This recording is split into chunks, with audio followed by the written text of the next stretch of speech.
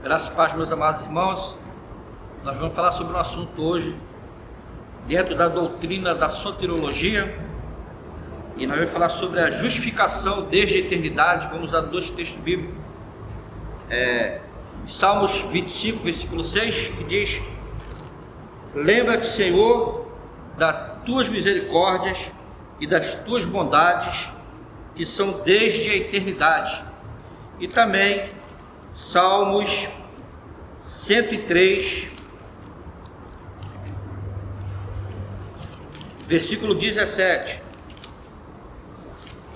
Procurei na sua casa, Salmo 103, versículo 17, que diz: mas a misericórdia do Senhor é de eternidade a eternidade sobre os que o temem, e a sua justiça sobre os filhos dos filhos.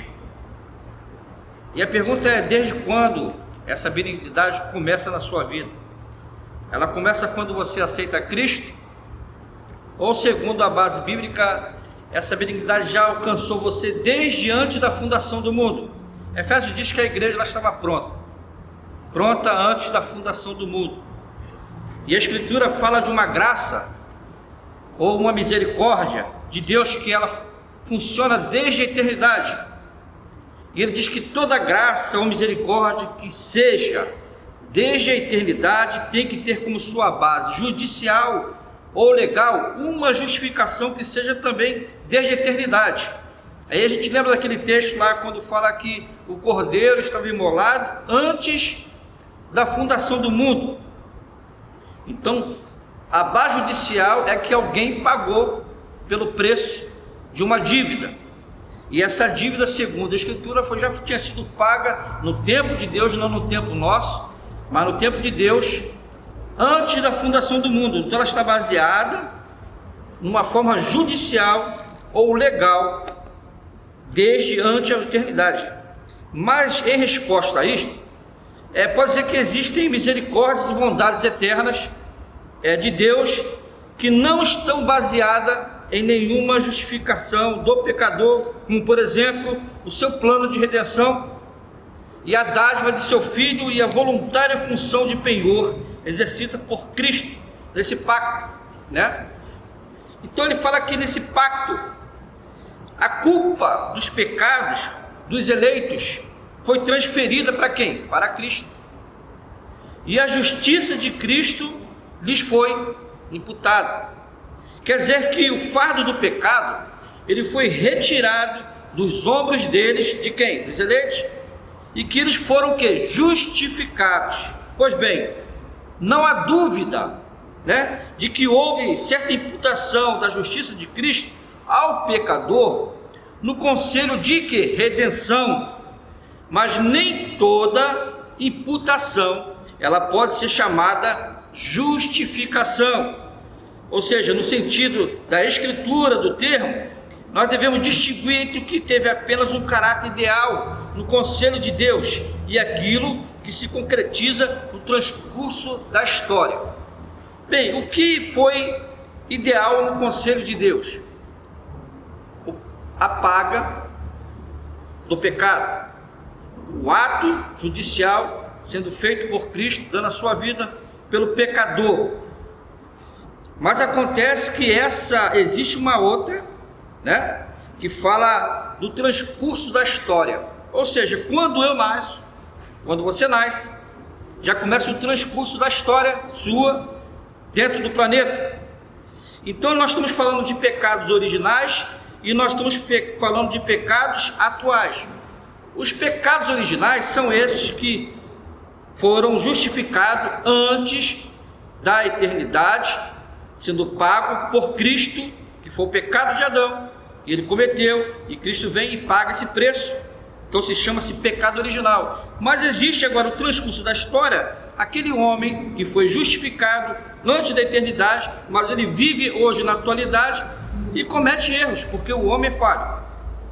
Então no transcurso da história existem os pecados atuais, e por isso João fala que todo aquele que pecar, né, se confessarmos os nossos pecados, ele é fiel e justo para nos perdoar os pecados. O pecador, ele recebe uma graça, inicial, e ela se chama-se regeneração, e sobre a base da justiça de Cristo, ela é imputada. Então, nessa consequência, os méritos de Cristo têm que lhe ser imputados antes da sua regeneração, ou seja, antes de você ser regenerado, o trabalho de Cristo já é imputado para ser você justificado, e antes da regeneração vem o quê? A justificação de Cristo. Mas apesar dessa consideração levar à conclusão de que a justificação precede, logicamente, a regeneração, isto não prova a prioridade cronológica da justificação. O pecador não pode receber a graça de regeneração com base numa justificação existente, idealmente no conselho de Deus, que conta com a certeza de que se concretizará na vida do pecador. Bem, a graça de Deus vem, alcança o homem, e o homem começa a se regenerar, né? E quando ele é regenerado, houve antes o que? Uma justificação. Então quem justifica não são meus atos, mas é o trabalho de Cristo, em cima da base de Cristo, da morte vicária de Cristo, eu sou o que? Justificado. E quando eu sou justificado, primeiramente eu sou justificado por Cristo, aí vem a regeneração, né? E eu começo a ter uma transformação que vem de dentro para fora. Eu já falei isso uma certa vez aqui, num vídeo, que ela começa de dentro para fora, essa transformação. O homem ele não consegue por si próprio se regenerar, tem que ter ajuda do Espírito Santo de Deus para fazer esse trabalho. E outra coisa, as crianças também elas precisam da justificação para serem salvos, né? E todavia, é totalmente impossível experimentar a justificação pela fé. Sendo criança, ela não tem como provar a sua fé. Mas embora sejam mais que certo que as crianças que ainda não atingiram essa maturidade, ela não pode ter experiência da justificação passiva, podem ser justificados ativamente no tribunal de Cristo, e assim pode ter posse daquilo que é absolutamente essencial. Ou seja, tantas crianças que vão nascer, quantas que morreram, eu falo de crianças, elas foram justificadas antes da fundação do mundo, porque como elas não conseguem processar a fé, e elas não têm como crer, porque a sua capacidade mental ainda não tem a capacidade de entender esse evangelho, então Cristo, nessa justificação, abrange também essas crianças, tantas que vão nascer e as que morreram como crianças. E existe também a justificação, que é um ato imanente de Deus, e como tal só pode ser oriundo da eternidade. Bem, essa justificação imanente de Deus, que veio da eternidade, fala de um ato imanente de Deus. Ele chama de atos transitivo, exatamente como a criação, a encarnação e outros mais.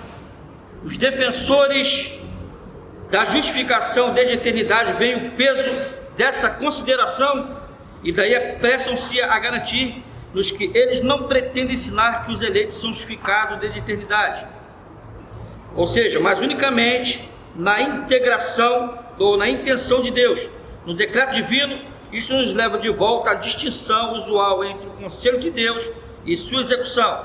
Se esta justificação presente na intenção de Deus nos permite falar de uma justificação desde a eternidade, então não há absolutamente nenhum motivo pelo qual não devamos falar também de uma criação desde a eternidade.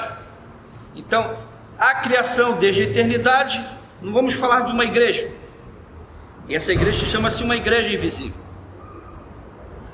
uma igreja que o poder público, o poder governamental não tem acesso nela, não tem poder sobre ela. E quando Jesus fala que o inferno não vai prevalecer contra a sua igreja, ele não está falando de uma igreja local, ele não está falando de uma igreja denominacional, institucional, ele está falando de uma igreja onde o diabo não tem poder para acessá-la, que chama-se a igreja invisível. E dentro dessa igreja visível não há poderes no mundo real que possa atingi-la. Então por isso ele não tem poder em prevalecer sobre essa igreja visível. Mas sobre a igreja institucional, certamente ele prevalece. Nós vivemos numa pandemia e nessa pandemia nós vemos que a igreja fechou. Mas qual a igreja que fechou? A institucional.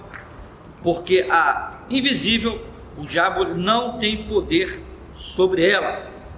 Então, a Bíblia ela é forte em dizer que antes da fundação do mundo, você já tinha sido justificado.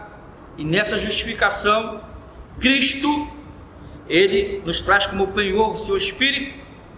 E o homem fala que aquele que conhece a Deus é guiado pelo Espírito de Deus, e dentro dele existe um Espírito que testifica. Esse é o penhor.